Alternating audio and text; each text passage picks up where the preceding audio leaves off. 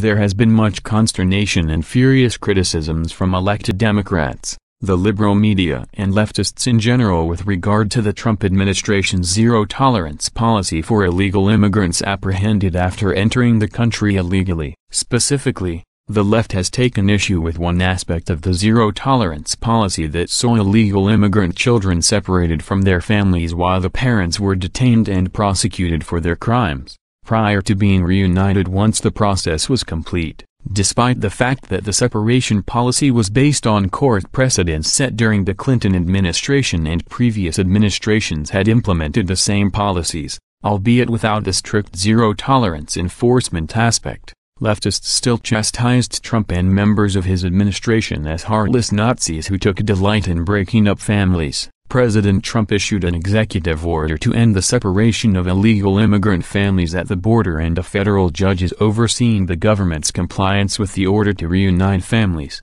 But Trump is still catching flack over the policy and was asked about it again on Tuesday while preparing to leave the White House for a trip to Europe. According to the Washington Examiner, Trump offered up a rather simple solution to the problem of family separation at the border. Don't cross the border illegally with a family in tow. Tell people not to come to our country illegally. That's the solution. Don't come to our country illegally. Come like other people do. Come legally, Trump told reporters when asked how best to solve the family separation issue. I'm saying this very simply. We have laws. We have borders. Don't come to our country illegally. It's not a good thing, he continued. According to Politico, the president then shifted his attention to the recent trend on the left of demonizing the men and women of the U.S. Immigration and Customs Enforcement Agency, as well as calls for the abolition and disbanding of the enforcement unit by elected officials and prominent activists. The people that are fighting ICE, it's a disgrace. These people go into harm's way. There is nobody under greater danger than the people from ICE, Trump stated. We ought to support ICE, not do what the Democrats are doing, he added. Speaking of the Democrats, the president had some choice words for the opposition party as the consequential midterm elections swiftly approach,